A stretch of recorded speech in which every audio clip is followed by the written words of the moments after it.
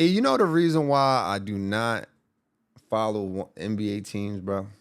Why is Like, that, bro? when I say follow, I mean, I'm not a big fan of the teams. I'm more of a fan of the players. Why is that? Because they change. They change up, man. College, bro, you can depend on the culture. You can depend on college culture, man. I was always a fan of programs like Villanova. You know, they always gonna give me some tough guards. They're gonna give me some Kyle Lowry, some Scotty Reynolds, some Corey Fishers, some Randy Foys. They're gonna give me those guys. NBA, they're gonna trade your favorite player, man, like they did Luka Dallas to the Lakers, bro.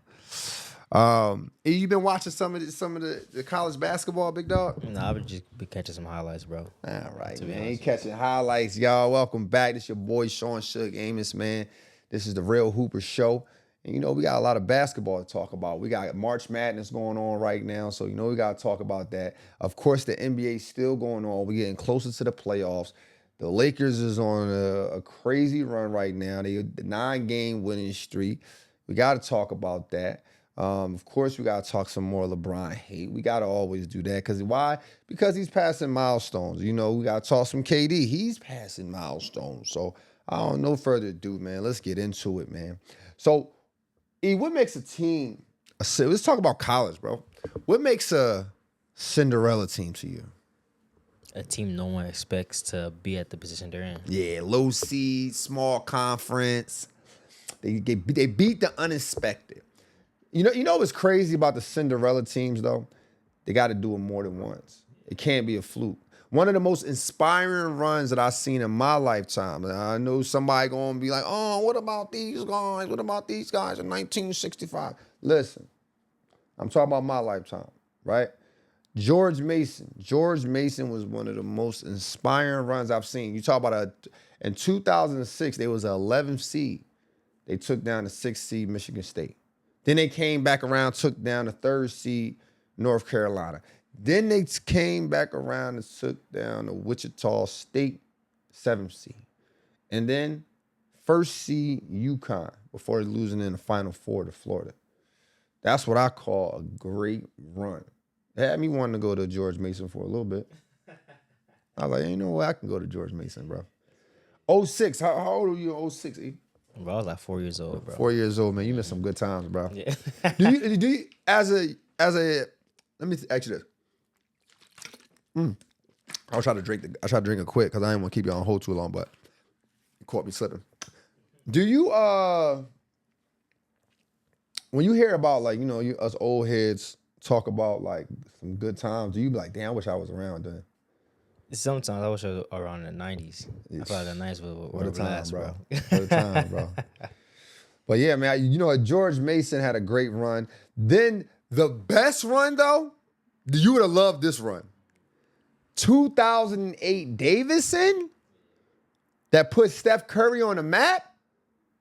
Dog, I'm talking, they beat the 7th seed Gonzaga, 2nd seed Georgetown, 3rd seed Wisconsin, before losing to the number 1 seed and champion that year, Kansas Jayhawks. Listen, bro, when I say that run was legendary, like it was almost like nobody can stop Steph Curry, bro. That's when you knew, like, yo, he the one. Was he showing flashes of the player that he is today? Yes. Yeah. 1,010. First off, not only was he showing flashes, he started the flashes. Like, when I tell you, at that time, 2008, it was very rare that people came down the court and was shooting threes from the volleyball line. That was very rare. Fast break threes. And then, not only was he doing that, he was also doing that, and everybody knew he was going to do that. Like, I'm talking, they had big defender after Georgetown. Georgetown had 6'5" guys, 6'7" guys chasing him around screens and wouldn't miss, bro. Wouldn't miss. I mean, you a Steph Curry fan. He believes Steph Curry is better than Magic Johnson. He would have loved that. He's the greatest point guard of all time, bro. Steph Curry?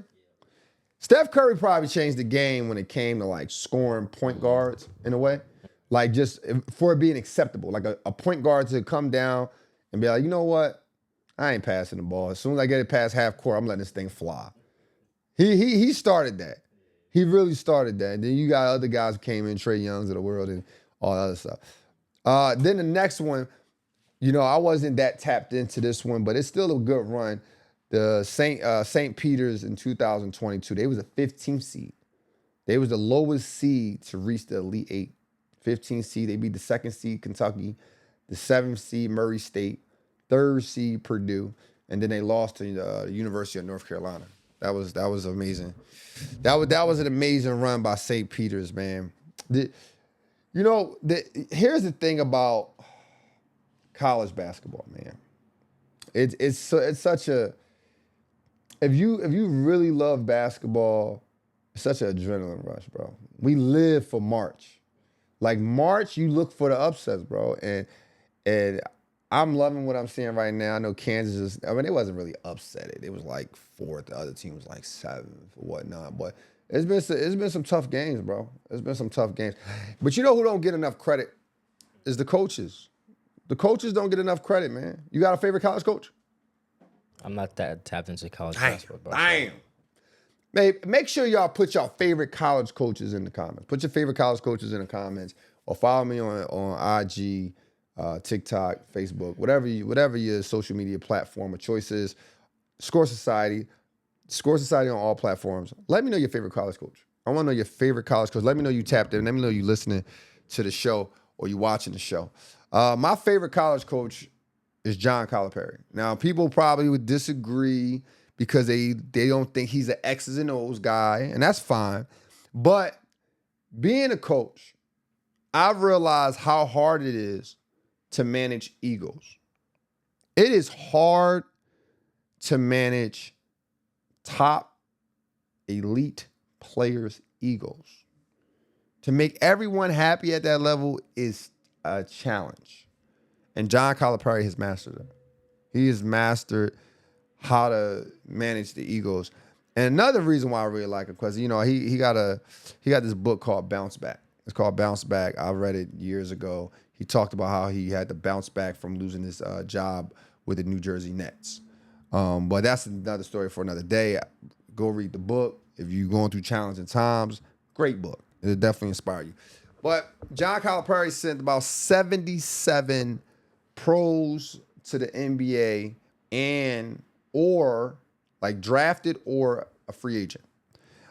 He convinced, what's his name? Derrick Rose. He convinced Derrick Rose to average 14 points. Derrick Rose, we all know he can do more than 14 points, right?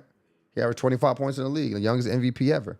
But he told him, listen, bro, it don't matter if you average 14 or 29. You still gonna be top pick in the draft. It don't matter. You know how hard it is to convince somebody of that? What if imagine that, E.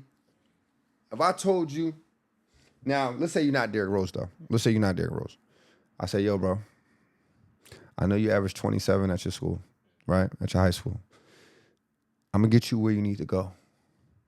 But I only need you averaging 10 points for me. How would you feel about that? Alpha hurt low key. Damn! Alpha hurt, yeah. Why you gonna be hurt? Because you asked me to go down my points, and that's how. What about the wins? That's how players get paid, though. Dog, hey, that's what I'm saying. You see how hard it is? Like, I just gave you the whole scenario. And told you what happened, what will happen. I just told you it's possible. You still like, my points. This is how they get paid. See, this is what I'm saying. You know, that's hard to do, bro. That's hard to do. Then the next one on my list is Jay Wright. Jay Wright, I just like tough guards, bro. You talking about Corey Fisher, Kyle Lowry, Scotty Reynolds, Randy Foye. 4 out, 1 in, they just getting busy. They just going to work. They just going hard.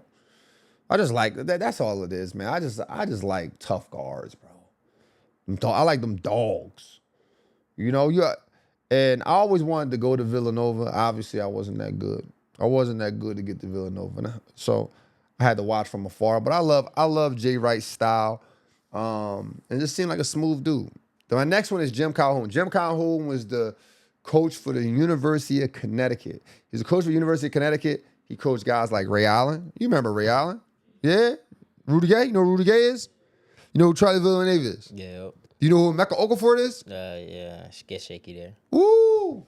He probably from your tribe. Mecca Okafor. You know who Ben Gordon is? Ben Gordon, yep. Okay. What about Khalid Al-Amin? Nah. So you would have been inspired by Khalid Al-Amin. Why is that? He 5'10". Yeah. 5'10", point guard. He got busy. He got tap. busy and won a national championship. Okay, I'm gonna tap in now. You got Khalid Al-Amin. I was trying to get him on the show, man. He ignored my text message. Shout out Khalid Al-Amin, bro. Shout out. My next one is Bo Ryan. Bo Ryan, you know what? I like that all his teams was disciplined on defense. Like, I'm a defender. I use some of his tactics in my current program. I like Bo Ryan, bro. Bo Ryan, he teach you how to play some defense. I was introduced to Bo Ryan when I seen Devin Harris. Devin Harris in the backcourt of Devin Harris and Freddie Owens. Shout out my guy Freddie Owens. Freddie Owens was my assistant coach in college. But yeah, when Devin Harris played for him, I was like, yo, he tough. And then I was just following Wisconsin ever since then. And then, of course, you know, I started to pick up on little things that they did, and I was like, okay, cool, you know. And then last on my list, and this is probably first for most of you guys, is Coach K. Coach K, he coached 68 NBA players, man. 68 NBA players. He was the first coach that I grew up like really know, like the first household name coaches that I knew, right? Everybody wanted to. If you wasn't a player in the hood, you was Coach K. If you on a sideline and you like, man, go ahead, do this. Hey, come on, Coach K. Damn, bro. That was everybody's go-to when it came to being a coach, man. And then back in the day, do they still have college basketball, like video games? Nah. No? One hasn't come out in a while. They got college football, but not college basketball. That's a shame, bro. So college basketball used to be the thing, though, bro. I used to play with Duke. You play with Duke, and then you in that 2-2-1 press. Yeah. Duke was hard to beat back in the day, man. Shout out to everybody who played college basketball on video games back in the day. You know what? Although I said 5, I got to name 2 more guys. I got to name 2 more guys because they on the list too. First, Bob Huggins. Bob Huggins, he gonna get honorable mention for me. The reason why I like Bob Huggins, right, is because he gave guys second chances. He always recruited junior college players. Guys like, Kenyon Martin wasn't a junior college player, was? I think Kenyon Martin was. Kenyon Martin? He might have been a junior college player. But Kenyon Martin, I know he was the second chance guy. Nick Van Axel, second chance guy.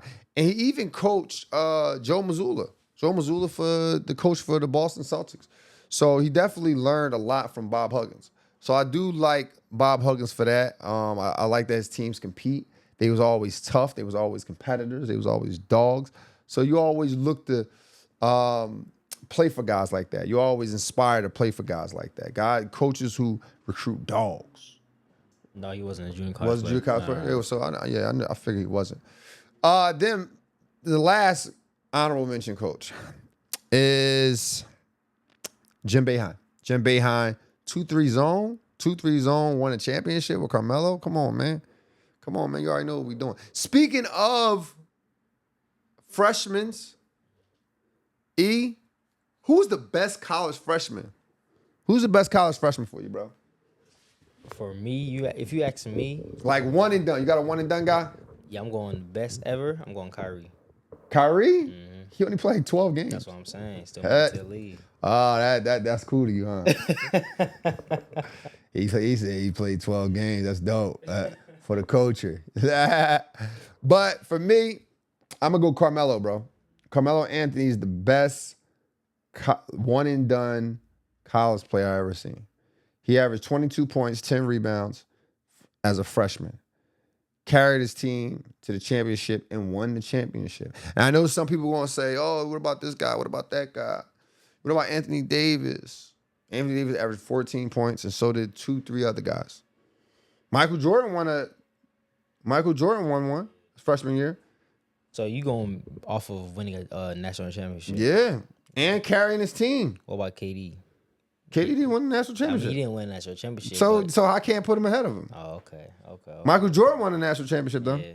So But he wasn't the main guy on that team. who was? James Worthy. Okay. James Worthy. He got the game winning shot. Michael Jordan got the game winning shot, but James Worthy was the guy. You know why James? I know that because Michael Jordan got that shot because they was doubling James Worthy. You know what I'm saying? So Carmelo Anthony, I don't think we give him enough credit, bro.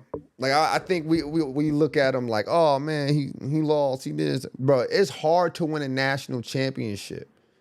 Like if you go as far as these guys went, as far as like playing in college, then going to the NBA, you at least want to win one. Because that's like 30 years of just playing basketball at that point. Right? Like you want to, let me ask you this, E. Give you another trivia question. Let's test E. Let's test E competitive nature. Would you rather average 25 points in the NBA for at least 3 years out of 12? The other 3 you spend in and out of injury. And let's say it brings it down to 14. You don't win no championships. And you always, at your best year, you got bumped out of the first round, right? Or you win a college championship at some point in your life, right?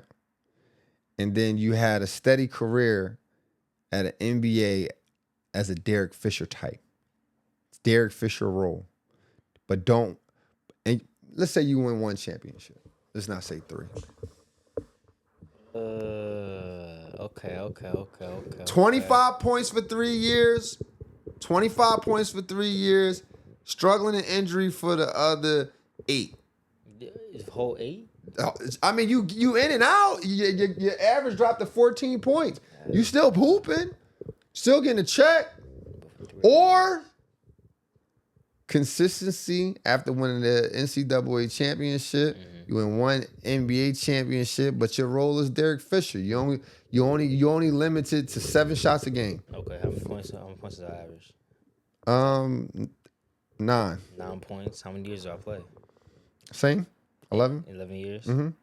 And I get a national championship though. Yeah, national championship. Nah, give me the 25 points in the league. What? What? Give me 25 points in the league, man. You in the league now, just averaging 9 points. Nah. Them 3 years, I'm averaging 25. I'm a superstar. That means there's times I'm dropping 30, but I'm going crazy those 3 years, bro. No way, bro. No way.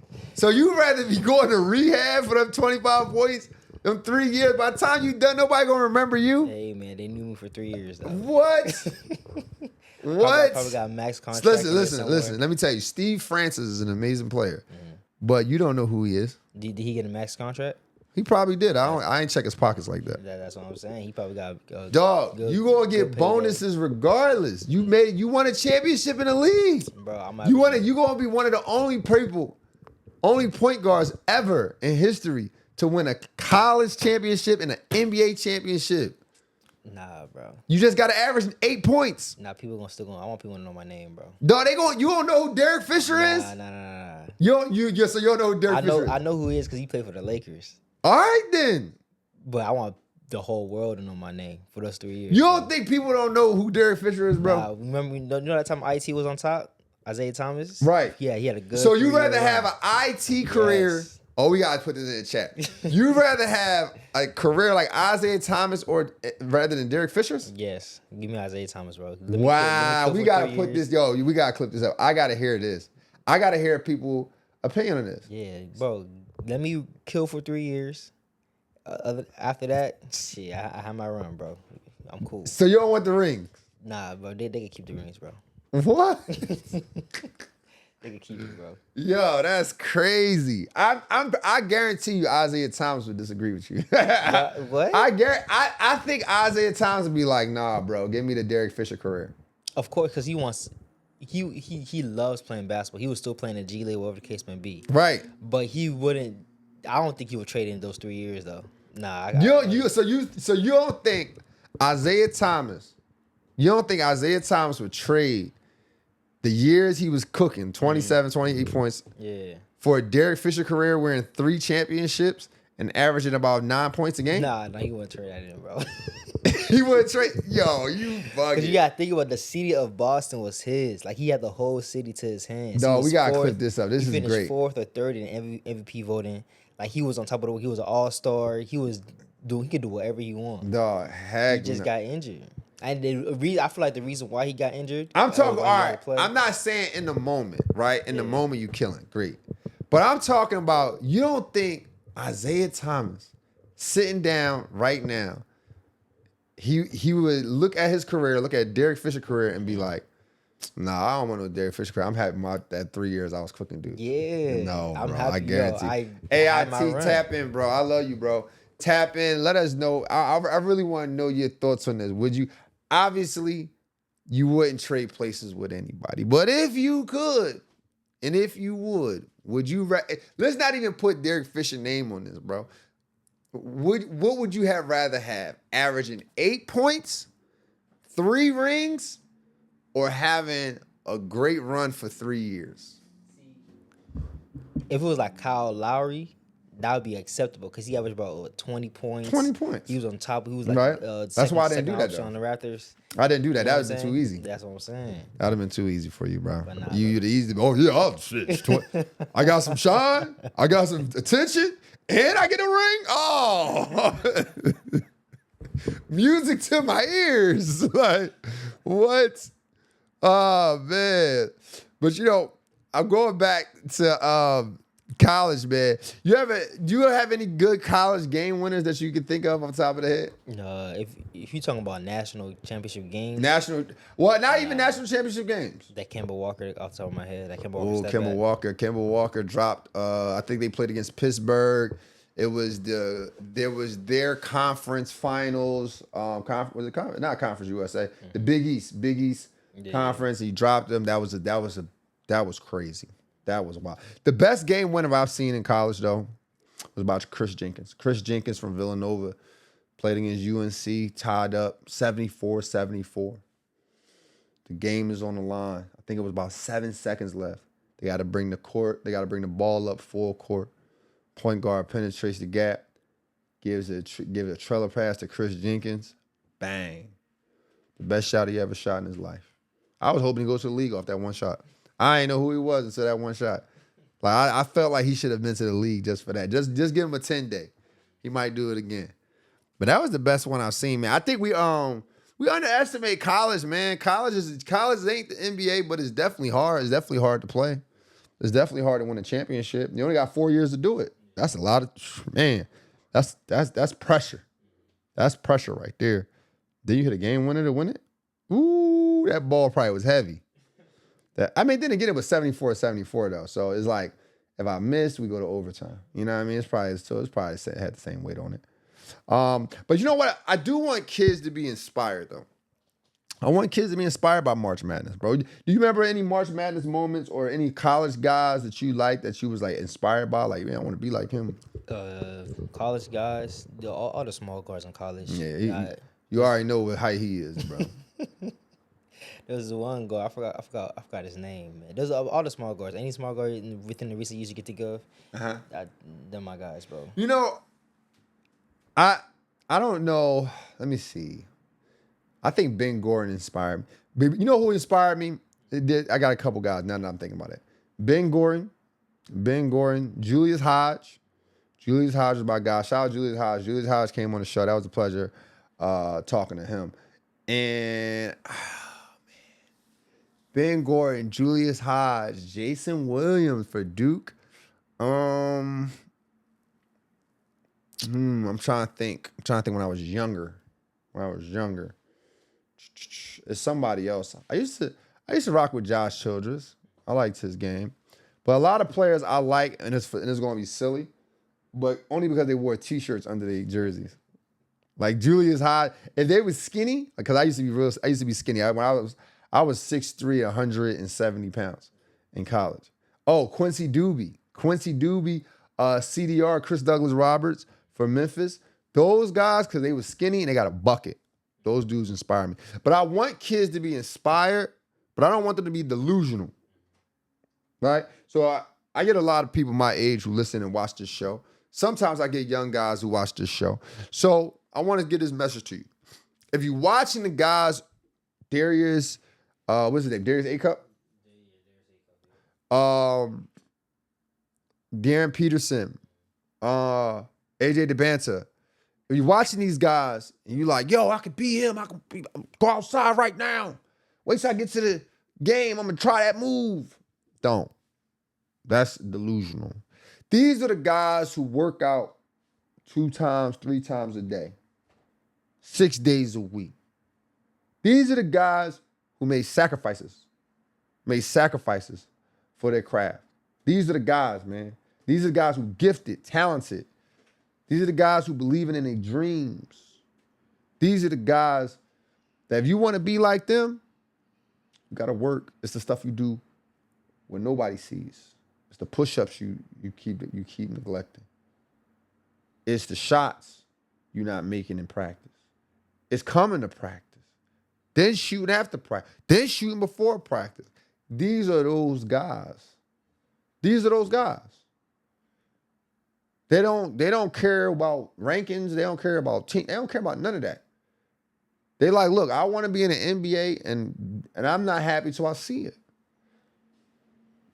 If you a mom, if you a dad, you got a kid with some talent, or you got some kid who really genuinely believes in himself, make sure he locked in. Make sure he's not chasing waterfalls. Waterfalls as in, oh, this team got this, let's go over there. Oh, this coach promises this. Just be honest, bro. If your kid is good, they're gonna find you. You don't gotta do all that.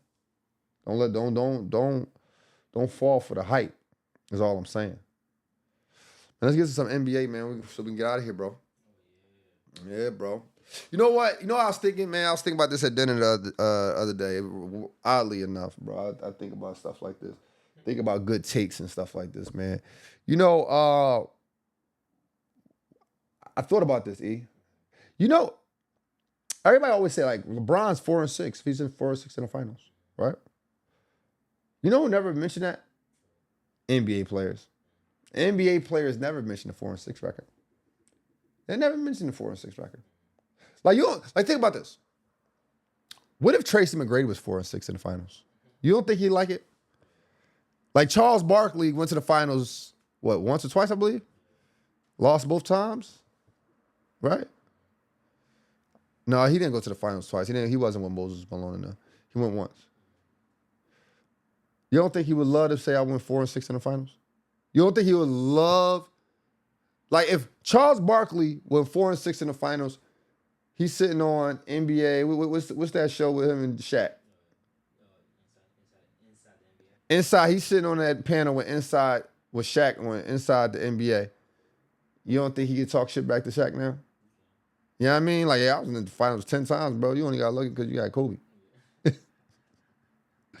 If some guys had a 4-6 record, you couldn't debate if they were the GOAT or not. Allen Iverson 4-6 in the finals. What? You know how many people he had inspired? Coming in with braids, tattoos, and he's 6'1"? My boy E, you heard his picks. You heard his picks. E like anything that ain't over 6 foot. I showed him a clip of Damon Stoudemire. He going crazy. Earl Boyk is crazy. Spud Webb, insane. He won an Atlanta Hawks Spud Webb jersey. Allen Iverson 4-6. You mean to tell me he wouldn't be the GOAT for E? Hey, let's keep it a buck. If we arguing about the GOAT, hypothetically, Allen Iverson 6-1.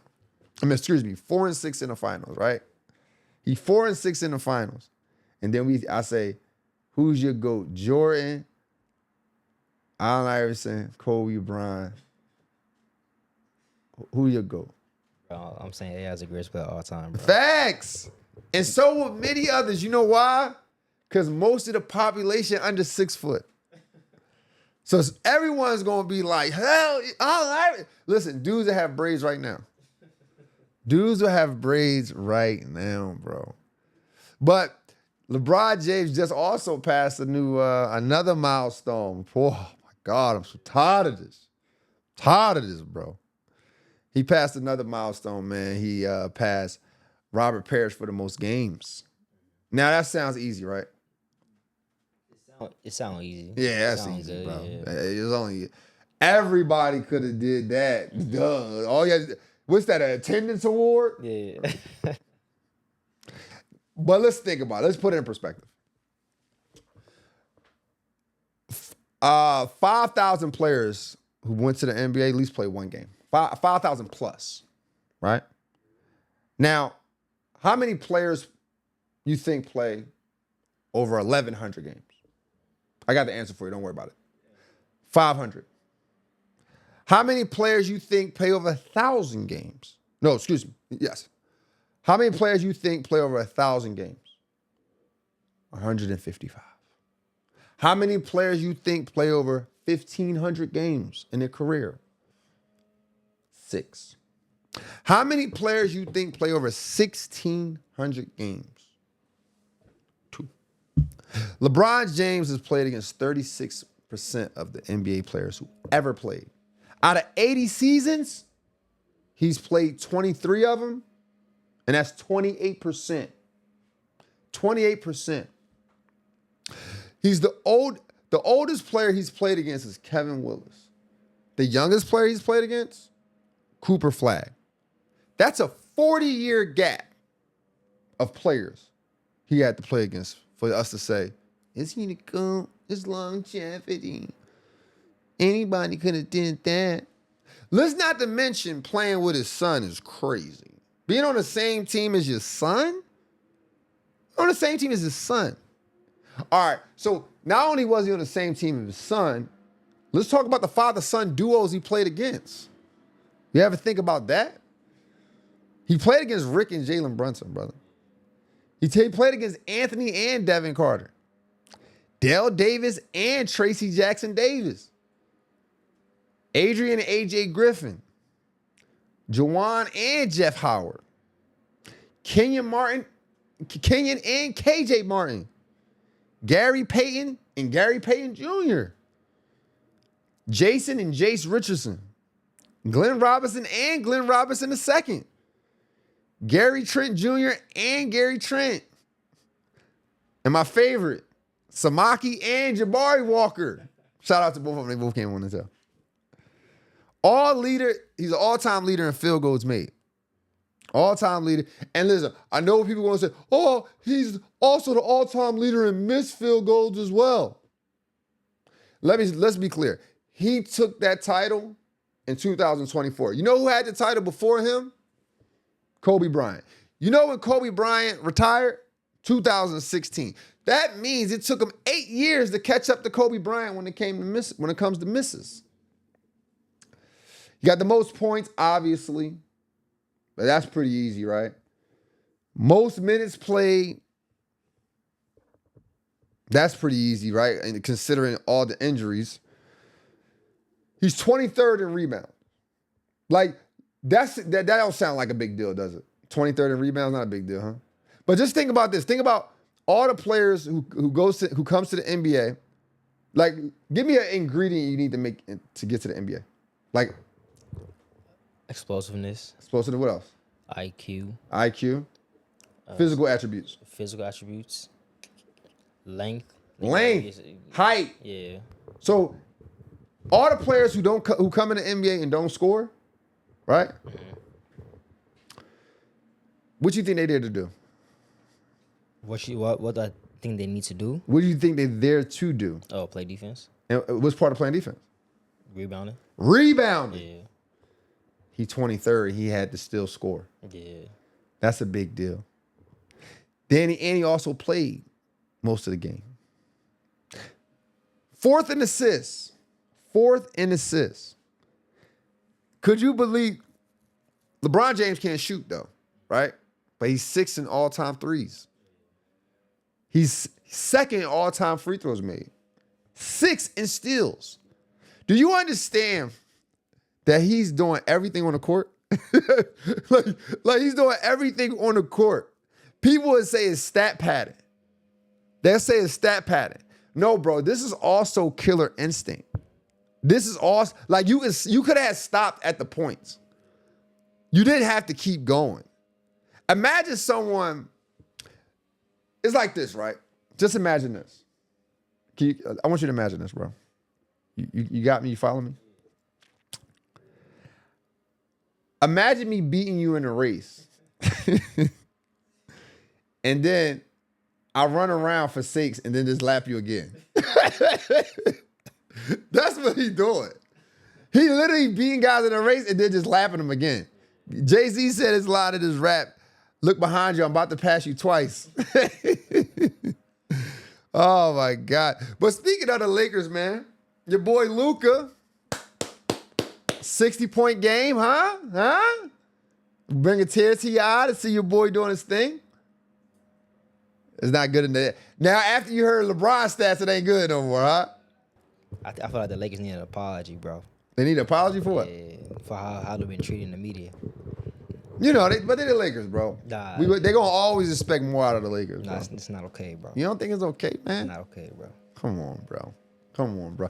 Listen, it apparently turned them up, though. Mm-hmm. It turned them up. You know what I mean? I like it. Luka got 60 points. This is his third 60-point game, man. You don't think the Lakers need an apology For what? for how they've been treated? I mean, give me some examples. Be more specific. The Lakers better than without LeBron, Austin Reeves, Luka Dončić. The big three can't work.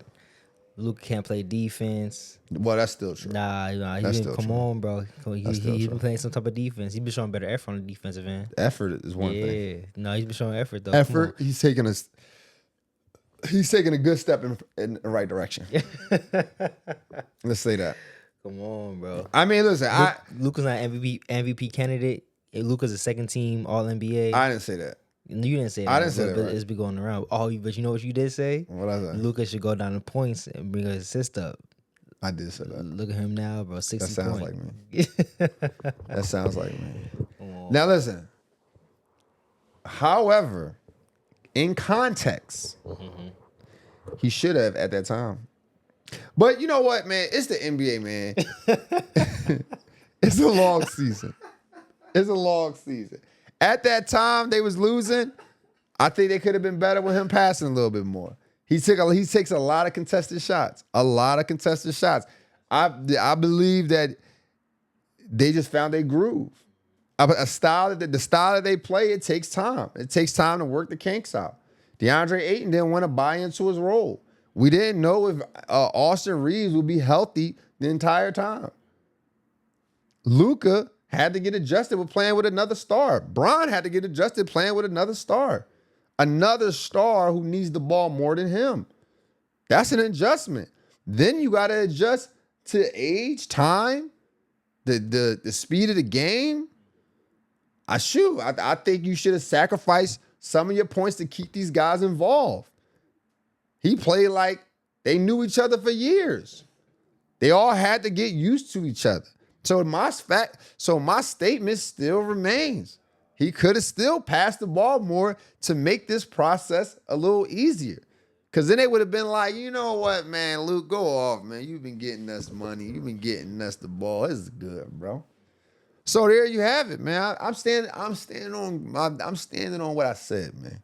Get that ball up. But 60 points gave him his third 60-point game. Elgin Baylor, same thing.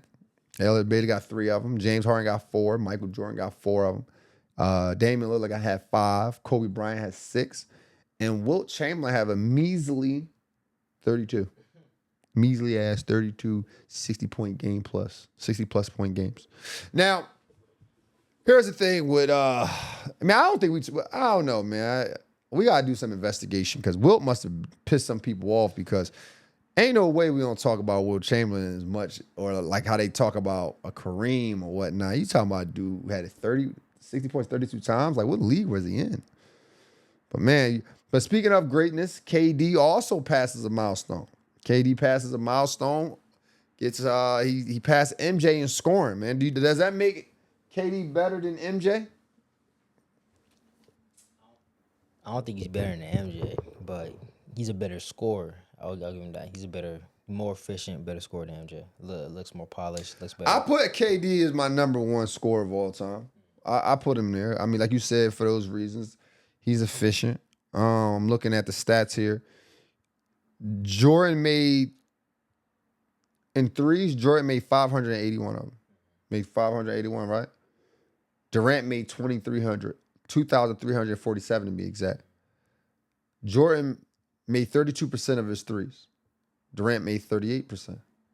Free throws made. Now this one gets tricky. Free throws made. Jordan made 7,327 free throws.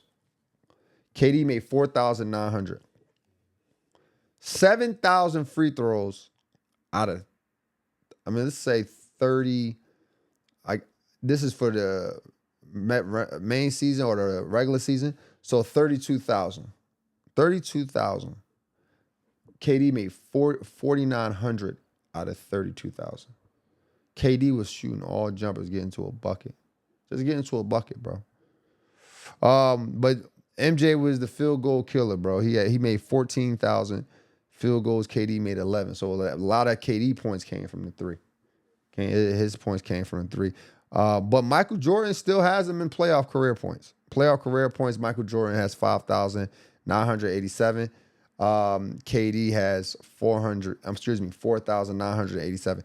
In the career total, Michael Jordan's still ahead though. Michael Jordan's 38,297 and KD is 37,279. Nonetheless, KD is past Michael Jordan in the regular season when it comes to points. So shout out to KD, man. Much love to that guy, man. He deserves it. I love seeing the University of Houston, but the city of Houston embrace him. They standing up, give him a standing ovation for his accomplishment. He went to the locker room saying, I want more, pause. But he's just saying, I want to achieve more things like this. So he deserves it, bro. You think he's going to catch Kobe? Kobe's at 33,000. Yeah, he's going to catch Kobe. Yeah. He's going to catch Kobe probably. He's going to play next year. He's going to catch Kobe there. Yeah. He's going to get him there. We wrapping up. One of the last things I want to talk about, man, your boy Cade Cunningham went down with a collapsed lung. He should be out for a few weeks. Here's the thing, man. I want these players to really take care of themselves, bro. Take care of themselves. A collapsed lung, that shit sounds scary. You know what I mean? But nonetheless, he'll be back. Collapsed lung, it affects a lot of your explosiveness, your rhythms to the game. But nonetheless, Cade Cunningham be back. But what will it do to the Pistons? What would it do to the Pistons? Will the Pistons drop? I think so. Yeah. I don't think they can win without him. I don't think they can win without Cade Cunningham. Yeah. They need him. He's the engine to the vehicle. Yeah. Everybody else, there might be some wheels. It might be a steering wheel or something, but they not Cade Cunningham. Yeah. They need him. Lastly, man, NBA Fights is back. NBA Fights is back. All my old heads, all my fellow old heads, I should say, because I'm unk too. I ain't gonna front. It's back. NBA Fights is back. Everyone like, oh, these guys are so soft. They're so soft. Now look at them. They fighting every week. Every week. It's like you get a game and you get boxing. All in one. Damn, who going to knuckle up? This time it was OKC and the Wizards. I don't know what the Wizards fighting for. So y'all ain't about to win. Like, yeah, that's just embarrassing, bro. That's embarrassing. Y'all trying to fight, y'all losing. Come on now. And then they just keep pushing each other. All they do is push. But man, Draymond Green me, dog. You know what I'm saying? If you gonna really get busy. You feel me? Like, don't just be pushing. Draymond Green and shit. Do you respect Draymond a little more? I ain't never had less respect for him. Okay. What you mean a little more? Don't try to put me in there. Hey, Draymond, don't let it instigate this, bro. If Draymond see this, listen, Dre, I can fight though. I'm just letting you know, man. I box, so I ain't tripping. But damn, I ain't never had no disrespect for Draymond, man. He a good guy. He was sending a message. Every team need an enforcer like him. But nonetheless, man, NBA Fights is back, man. So make sure y'all tap in, watch NBA games / NBA Fights. March Madness is going up. We be back on this thing on Wednesday. Make sure y'all tap in. Make sure y'all follow us, man. Follow us on all platforms. All platforms. Score Society on all platforms. And make sure you get the merch. Real Hoopers. Real Hoopers. Go to goalsactivewear.com. Use code Real Hoopers at checkout. You get 15% off the entire store.